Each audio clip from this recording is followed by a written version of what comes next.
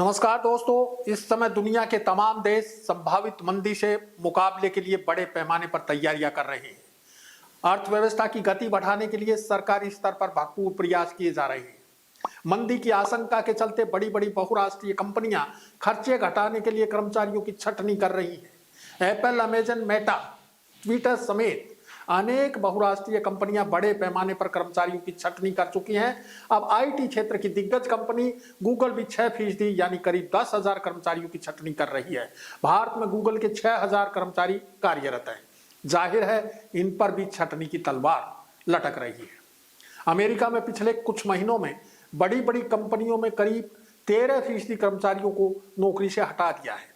इनमें काफी संख्या में भारतीय भी शामिल हैं, जो रोजगार और बेहतर जीवन का सपना लेकर विदेश गए थे। कहने का तात्पर्य यह है कि पूरे विश्व में रोजगार पर संकट मंडरा रहा है और भारत भी इससे अछूता नहीं है।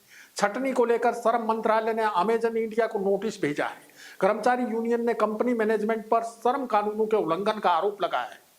पूरी दुनिया जब संभावित मंदी और बेरोजगारी बढ़ने की आशंका से भयभीत है, ऐसे में हमारे प्रधानमंत्री नरेंद्र मोदी दावा करते हैं कि विश्व में भले ही मंदी हो पर भारत में रोजगार के अवसर बढ़े हैं। उन्होंने 3 दिन पहले देश भर के 71,000 युवाओं को सरकारी नौकरियों की नियुक्ति पत्र सौंपने के मौके पर ऑनलाइन संबोधन में रोजगार के अवसरों को लेकर बड़े बड़े दावे किए। इससे पहले धनतेरस के मौके पर भी रोजगार मेले का आयोजन करके 74,000 युवाओं को सरकारी नौकरियों के नियुक्ति पत्र दिए गए थे। सरकारी नौकरियों के नाम पर जिस तरह रोजगार मेलों का इवेंट बनाया जा रहा है, उससे साफ है कि देश में भयावह ढंग से बढ़ रही बेरोजगारी के बारे में प्रधानमंत्री, केंद्र सरकार और राज्य सरकारें अच्छी तरह वाकिफ हैं। पिछले संसद सत्र के दौरान केंद्र सरकार ने लोकसभा में जानकारी दी थी कि एनडीए के 8 साल के कार्यकाल में कुल 7,22,000 नौकरियां दी गई, यानी हर साल औसतन 90,258 लोगों को सरकारी नौकरियां दी गई। इन नौकरियों को देते समय सरकार को रोजगार मेले जैसा दमदमा रचने का ख्याल नहीं आया। चूंकि अब गुजरात में विधानसभा चुनाव है और 2024 का लोकसभा चुनाव भी सामने है, तो 9वें साल में प्रधानमंत्री नरेंद्र मोदी ने 2023 तक 10 लाख युवाओं को सरकारी नौकरियां देने की घोषणा की। जनता में बेरोजगारी को लेकर बढ़ते असंतोष को शांत करने और चुनावी फायदे के नजरिए से रोजगार मेले के इवेंट गढ़े जा रहे हैं। राज्य सरकारें भी वर्षों से खाली पड़े पदों को भरने की कवायद शुरू कर चुकी है। अब सवाल यह है कि ये 10 लाख नौकरियां एक दिन में कैसे पैदा होंगी। जाहिर है कि केंद्र और राज्य सरकारों ने खर्चे बचाने के लिए आवश्यकता के अनुरूप कर्मचारियों की भर्तियां नहीं की।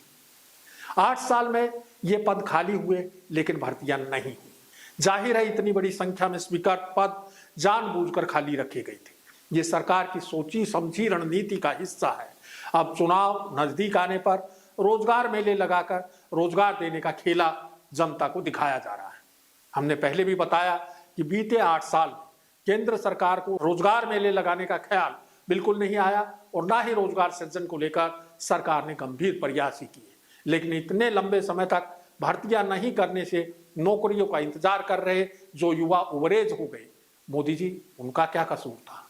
आइए अब बेरोजगारी की स्थिति को समझने के लिए पिछले महीने यानी अक्टूबर 2022 में आए बेरोजगारी के आंकड़ों पर एक नजर डालते हैं। हाँ, एक बात और उल्लेखनीय है कि सरकारी स्तर पर अब आंकड़े जारी नहीं किए जाते। सेंटर फॉर मॉनिटरिंग इंडिया यानी CMIE की रिपोर्ट के मुताबिक देश में अक्टूबर 2022 में बेरोजगारी की दर बढ़कर 7.8% हो गई। बेरोजगारी दर अक्टूबर 2022 में 8% दर्ज की गई, वो भी गैर कृषि क्षेत्र में। बेरोजगारी की ये दर पिछले 4.5 दशक में सर्वाधिक है। इस दौरान बेरोजगारी ही नहीं बढ़ी बल्कि रोजगार के बाजार में श्रमिकों की भागीदारी भी घटी है, यानी श्रमिक वर्ग में काम नहीं मिलने से निराशा बढ़ी है, जो अर्थव्यवस्था के लिए बेहद खतरनाक संकेत है। 10 फरवरी 2022 को देश के गृह राज्य मंत्री नित्यानंद राय ने संसद में बताया कि 2018 से 2020 तक के 3 साल में बेरोजगारी के चलते देश में 26,000 लोगों ने आत्महत्या की। इस समय यानी 2022 में एक अनुमान के मुताबिक देश में करीब 20 करोड़ 70 लाख लोग बेरोजगार हैं। 2019 में यह आंकड़ा 18 करोड़ 60 लाख था, यानी 11% की बढ़ोतरी हुई।